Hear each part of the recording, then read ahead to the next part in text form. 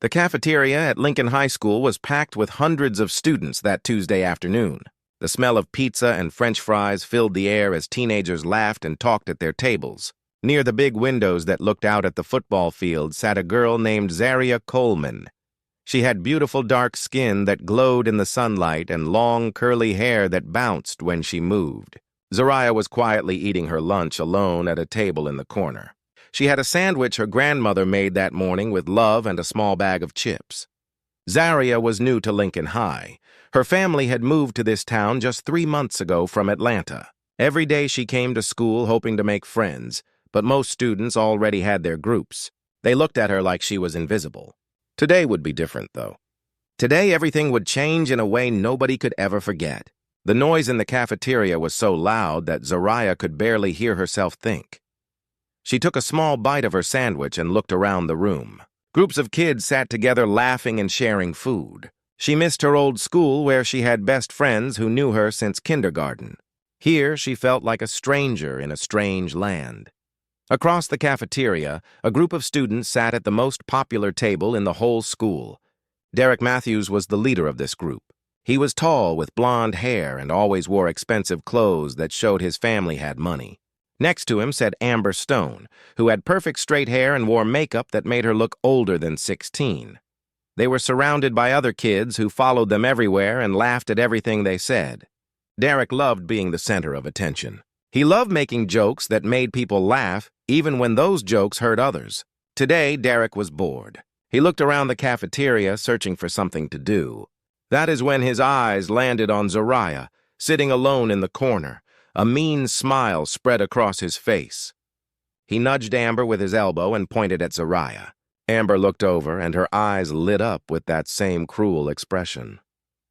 They whispered to each other, and the others at their table started looking too. Derek stood up from his chair, and the whole group followed him like puppies following their master. They walked across the cafeteria floor, making their way toward Zaria's table. Other students noticed, and some stopped talking to watch what was about to happen.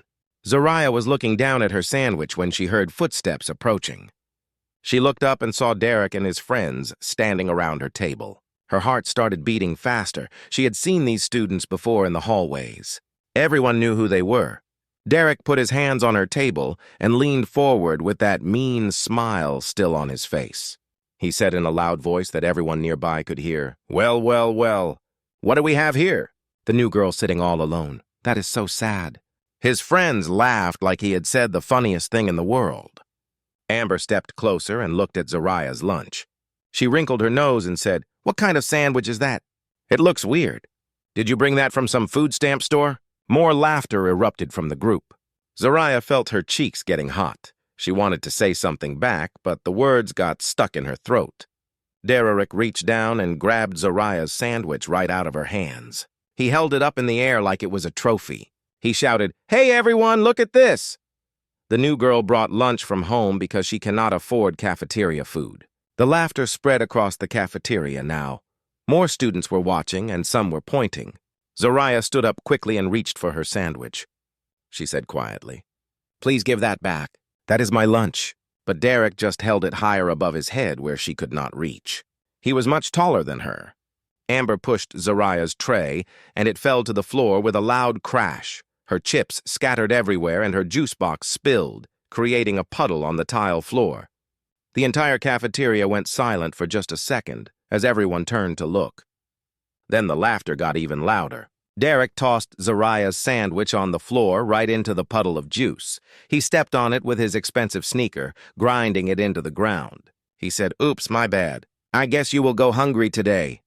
His friends were laughing so hard that some of them had tears in their eyes. Zaria looked down at her ruined lunch on the dirty floor. She felt tears starting to fill her eyes, but she refused to let them fall. She would not give these bullies the satisfaction of seeing her cry. She had been through hard things before. Her father had died when she was 10 years old. Her mother worked 2 jobs to keep food on the table. Her grandmother always told her that Coleman women were strong and nobody could break them. Zaria remembered those words now. She slowly bent down and started picking up the pieces of her sandwich from the floor. Her hands were shaking, but she kept going. Derek and his friends were still standing there watching her and laughing. Then Zariah did something that nobody expected. She stood up holding the ruined sandwich in her hands and looked Derek straight in the eyes. She did not look away. She did not blink. Her voice was quiet, but every word was clear as crystal. She said, "You can take my lunch away from me. You can laugh at me and try to make me feel small, but you will never take my strength. You will never take my dignity. I know who I am and where I come from. My grandmother taught me that real strength is not about being mean to people who cannot fight back. Real strength is standing tall when the whole world tries to push you down. So go ahead and laugh all you want. You are not hurting me. You are showing everyone in this room who you really are." The cafeteria had gone completely quiet now. You could hear a pin drop. Nobody was laughing anymore. Derek's smile disappeared from his face. He looked around and realized everyone was staring at him, but not in the way he wanted. Amber took a step back, looking uncomfortable for the first time. In the corner of the cafeteria, a girl named Emma Davis had been watching everything. Emma was white with red hair and freckles across her nose. She was shy and quiet and usually never spoke up about anything. Emma sat with a group of girls who were considered popular, but she never really felt like she fit in with them. She had noticed Zariah before in their English class. Zariah always raised her hand and gave smart answers. Emma thought Zariah seemed nice, but she had been too scared to talk to her because her friends might make fun of her.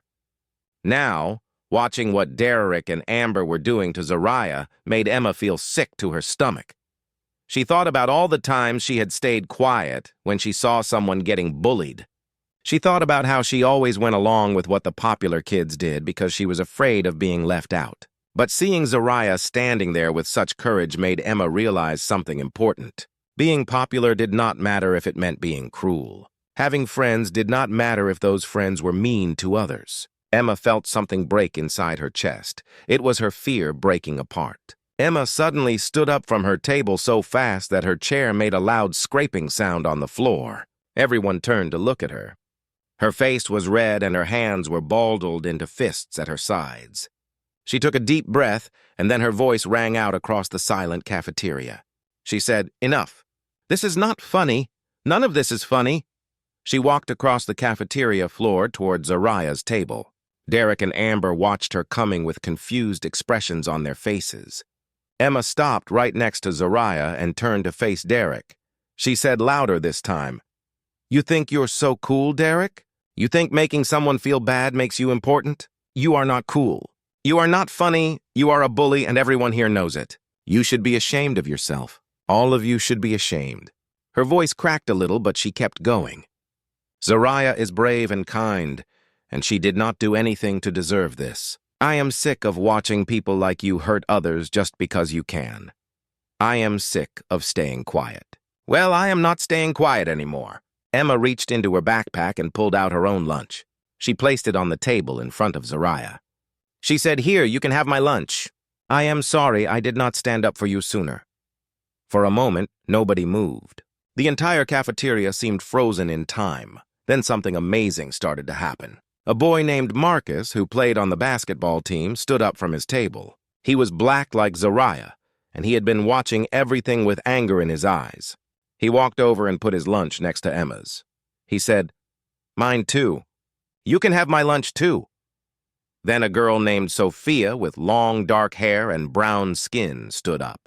She brought her lunch over and said, "And mine. Nobody should be treated like this." One by one, students started standing up all across the cafeteria. Some were black and some were white, and some were Asian and Hispanic. Some were popular and some were quiet kids who usually never spoke. They all started walking toward Zariah's table, bringing their lunches and setting them down. Soon, there was a whole pile of food on the table and on the chairs around it, sandwiches and apples and cookies and juice boxes and bags of chips. The table looked like a feast for a queen.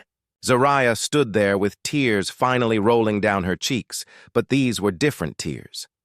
These were tears of joy and surprise and relief. She could not believe what was happening. Derek and Amber and their friends just stood there looking around in shock. The laughter had completely stopped. Now they were the ones being stared at, but nobody was smiling. Students were looking at them with disappointment and anger and disgust. Derek's face turned red. He mumbled, "Whatever. "This is stupid," and started walking back to his table, but his friends did not follow him this time. Amber looked at the ground, unable to meet anyone's eyes. She turned and walked quickly toward the cafeteria doors. She wanted to disappear. The strange silence that filled the room was heavy and thick. It was not an angry silence or a scared silence. It was a silence full of respect and understanding. Everyone was feeling the same thing at the same moment. They were feeling shame for staying quiet before. They were feeling pride in standing up now. They were feeling connected to each other in a new way. The cafeteria workers who served food behind the counter were watching, too. Mrs. Johnson, who had worked in that cafeteria for 20 years, had tears streaming down her face. She had seen a lot in her time at Lincoln High, but she had never seen anything like this. Principal Henderson had been in his office when a teacher came running to tell him. There was some kind of situation in the cafeteria. He had rushed over expecting to find a fight or something terrible. But when he walked through the cafeteria doors, he stopped in his tracks. He saw Zariah standing at a table surrounded by dozens of students. He saw the pile of food on the table. He saw the way everyone was looking at her with kindness in their eyes. He saw Derek sitting alone at his table with his head down. Principal Henderson was a tall black man who had been working in education for 30 years. He had been a principal at Lincoln High for 10 years, and he took his job seriously. He walked slowly into the middle of the cafeteria, and everyone turned to look at him. He cleared his throat and said, "Can someone please tell me what happened here?" Emma spoke up first. Her voice was stronger now. She explained everything from the beginning. She told him how Derek and his friends had bullied Zariah and destroyed her lunch. She told him how Zariah had responded with courage and dignity. She told him how the students had decided to stand together. Other students nodded and added their own parts of the story. Principal Henderson listened to every word with a serious expression on his face. When they finished talking, Principal Henderson walked over to Zariah. He looked at her with kind eyes and said, "Young lady, I am so sorry this happened to you. No student should ever be treated this way in my school. I want you to know that this behavior will not be tolerated. Not today and not ever." Then he turned to face the entire cafeteria. His voice was loud and clear. He said, "What I witnessed here today broke my heart, but it also gave me hope. I saw cruelty and hatred, but I also saw courage and unity. I saw young people making the choice to do what is right, even when it is hard. That is what character looks like. That is what leadership looks like. Every single one of you who stood up for Zariah today showed me that this generation has the power to change the world. You showed me that love is stronger than hate, and that standing together is more powerful than tearing each other apart." He paused and looked directly at Derek, who was still sitting at his table. Trying to make himself invisible, Principal Henderson said, "Derek Matthews and Amber Stone, please come with me to my office right now. We need to have a very serious conversation about your actions and the consequences you will face." Derek slowly stood up and walked toward the principal with his head hanging low. Amber appeared from wherever she had been hiding and followed them out of the cafeteria. After they left, the cafeteria erupted into noise again, but this time it was different. Students were talking excitedly about what had just happened. Some were hugging Zariah and introducing themselves. Emma stayed right by Zariah's side like a protective sister. She said, "I am Emma. I am in your English class. I should have talked to you before, but I was too scared. I am not scared anymore. Do you want to sit with me and my friends from now on?" Zariah wiped the tears from her face and smiled the biggest smile anyone had seen. She said, "I would love that. Thank you for standing up for me. You are the bravest person I have ever met." Emma shook her head and said, "No, you are the brave one. You stood up to Derek when nobody else would. You did not fight back with meanness. You fought back with truth and strength. You taught all of us what real courage looks like." The two girls hugged, and in that moment, a friendship was born that would last for many years. Marcus came over and introduced himself. He said, "Hey, and Marcus, I play basketball. You should come watch our game on Friday. We could use some more fans in the stands." Sophia joined them and said, "And I am Sophia. I am in the drama club. We are doing a play next month, and we need more people. You should audition. I bet you would be amazing." Zariah felt warmth spreading through her whole body. For the first time since moving to this town, she did not feel alone. The rest of that day was like a dream for Zariah. Students kept coming up to her in the hallways between classes. They apologized for not being friendly before. They asked her to sit with them at lunch tomorrow. They asked for her phone number so they could text her. Teachers who heard about what happened in the cafeteria stopped her to tell her how proud they were of the way she handled herself. By the end of the school day, Zariah had more friend requests on social media than she could count. When she got home that evening, her grandmother was in the kitchen making dinner. Zariah dropped her backpack by the door and ran into the kitchen. She wrapped her arms around her grandmother and hugged her tight. Her grandmother looked surprised and said, "Well, what is all this about, child?" Zariah told her the whole story from beginning to end. She told her about Derek and the bullying and the ruined lunch. She told her about finding her courage and speaking her truth. She told her about Emma and all the other students who stood up for her. She told her about the strange silence that fell over the cafeteria and the mountain of food that appeared on her table. Her grandmother listened with tears in her eyes. When Zariah finished talking, her grandmother held her face in both hands and said, "I told you, baby. I told you that Coleman women are strong. You showed that whole school what we are made of. Your daddy would be so proud of you right now. I am so proud of you." That night, Zariah could not sleep. She kept thinking about everything that had happened. She thought about how scared she had felt when Derek first approached her table. She thought about how her heart had been pounding so hard. She thought it might jump out of her chest. She thought about the moment when she made the choice to stand up instead of staying down. She thought about Emma's face when she slammed her hand on the table and spoke up. She thought about all those students walking across the cafeteria, bringing their lunches like offerings of peace. She realized that today had changed her in some way she could not fully explain. She felt stronger. She felt seen. She felt like she mattered. The next morning, when Zariah walked into Lincoln High School, everything was different. Students waved at her in the hallways. People said good morning and smiled real smiles. When she walked into the cafeteria for lunch, she saw Emma sitting at a table near the windows waving her arms in the air. Zariah walked over and saw that the table was full of students. There was Marcus and Sophia and a bunch of other kids she recognized from yesterday.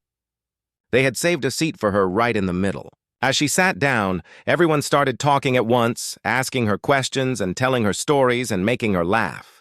Across the cafeteria, Derek sat at a different table. He was not surrounded by his usual group of followers anymore. Most of them had found other places to sit. Derek looked over at Zariah's table and saw her laughing with all those students. He saw how happy she looked. Something twisted in his stomach. Was it guilt? Was it shame? He was not sure. He had been suspended from school for 3 days, and his parents were furious with him. His father had given him a long lecture about respect and character. His mother had cried. Principal Henderson had made him write a letter of apology to Zariah. Derek had stared at the blank paper for hours, not knowing what to say. How do you apologize for being cruel? How do you say sorry for trying to hurt someone just because you could? He finally wrote something short and simple. He wrote that he was sorry for what he did and that it was wrong and that he hoped she could forgive him someday. He was supposed to give the letter to Principal Henderson today, but it was still in his backpack. He was too ashamed to hand it over. Amber was suspended too. She had sent Zariah a text message apologizing, but Zariah had not responded yet. Zariah was not sure if she was ready to forgive them, but she was trying. Weeks passed and life at Lincoln High continued to change. The story of what happened in the cafeteria that day spread throughout the whole school and even to other schools in the district. Local news reporters heard about it and wanted to interview Zariah, but she said no. She did not want to be famous. She just wanted to be a normal student with friends. Principal Henderson used the incident to start new programs at the school focused on kindness and inclusion. He created a student committee called Unity Council and asked Zariah and Emma to be the leaders. They accepted.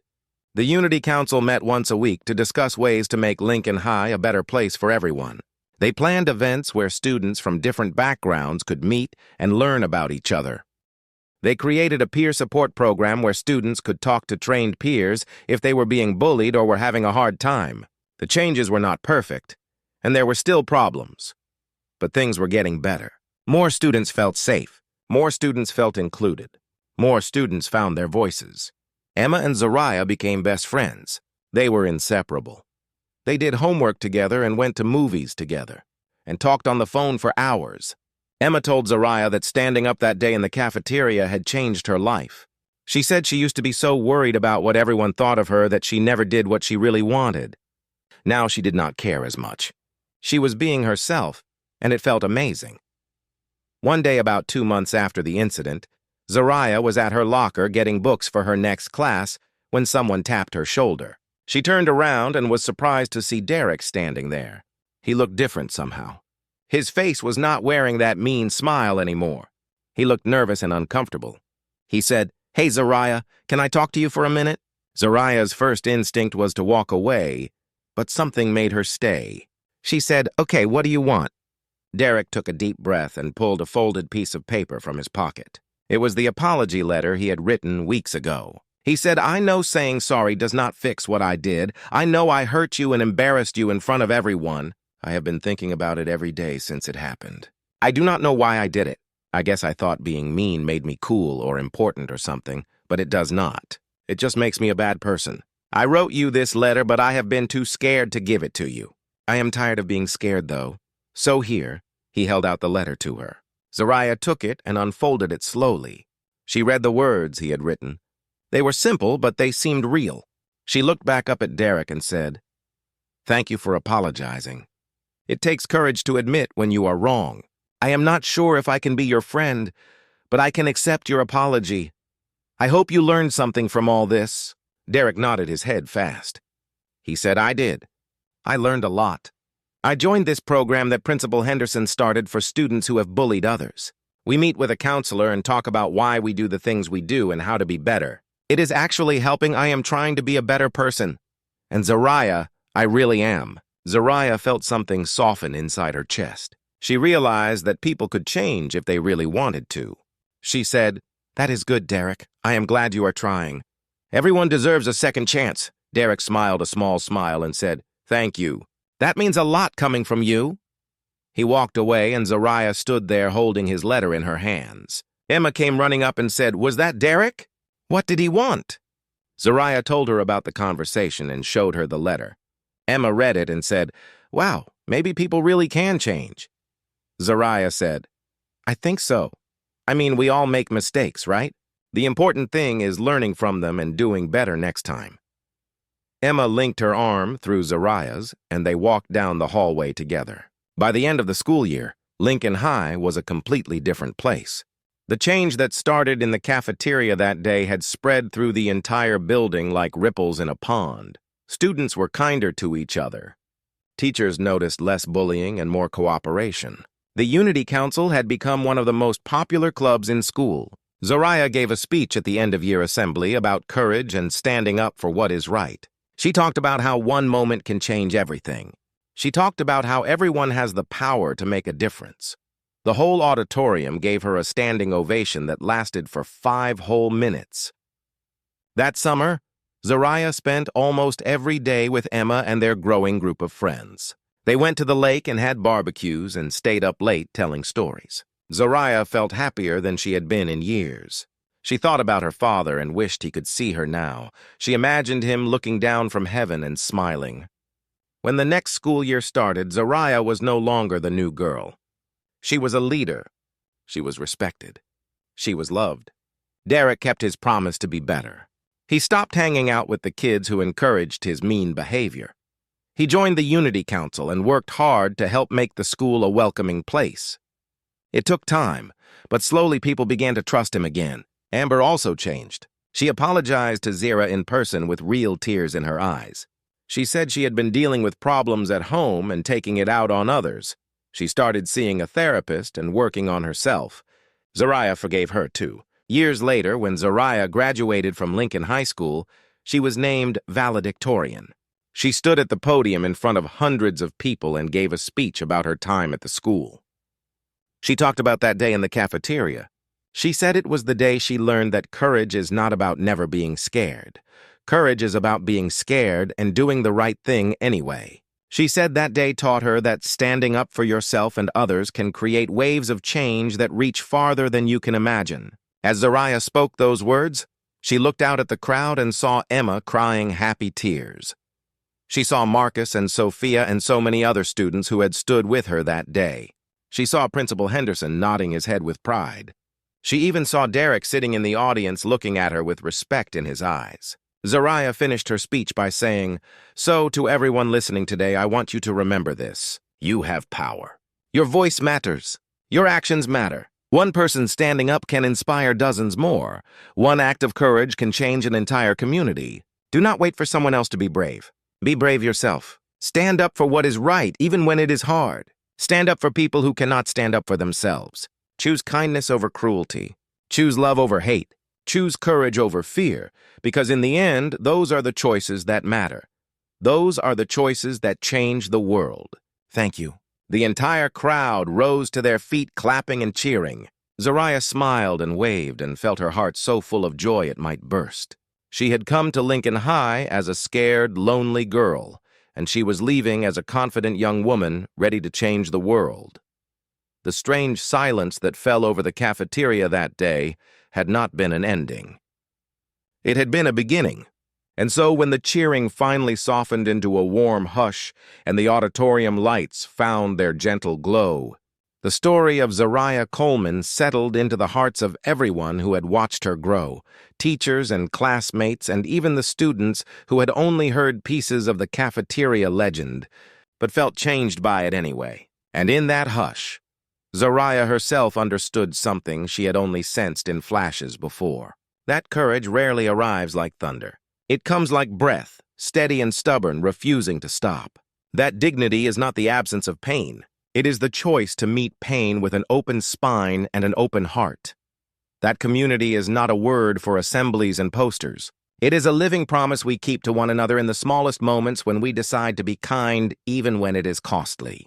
And that forgiveness, though complicated and never owed, can be the quiet bridge that turns a hard history into a wiser future.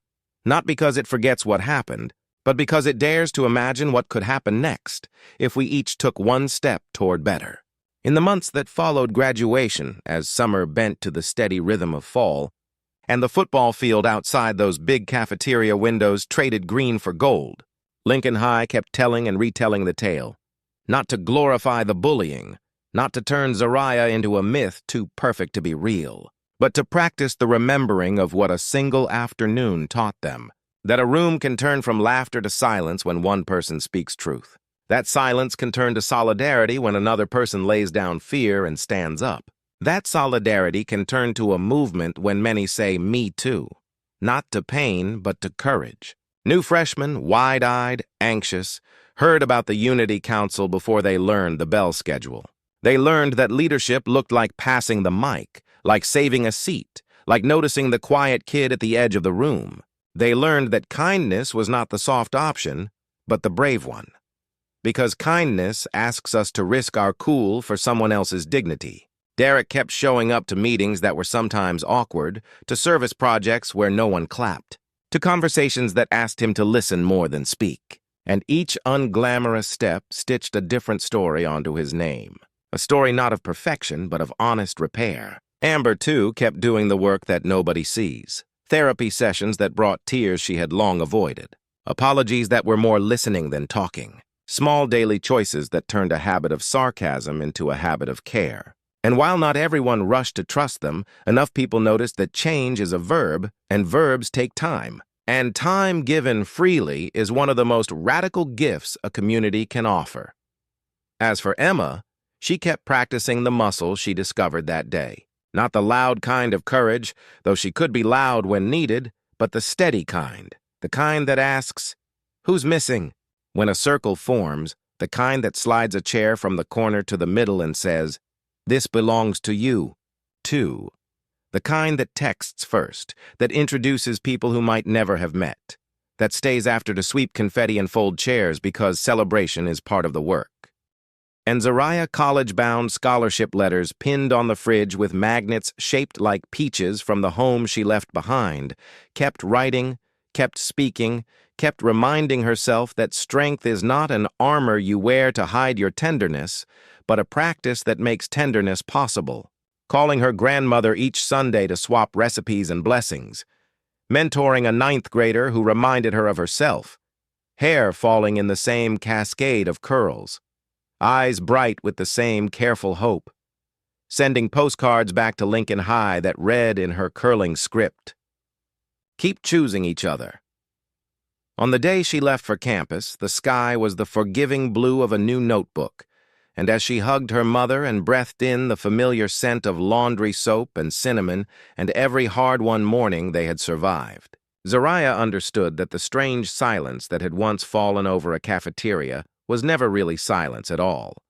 It was the sound of a community exhaling its fear, the sound of shame making room for better, the sound of power redistributing itself. From the loudest to the bravest, from the proudest to the most persistent. It was the sound of a seed splitting underground, invisible to most, inevitable to nature.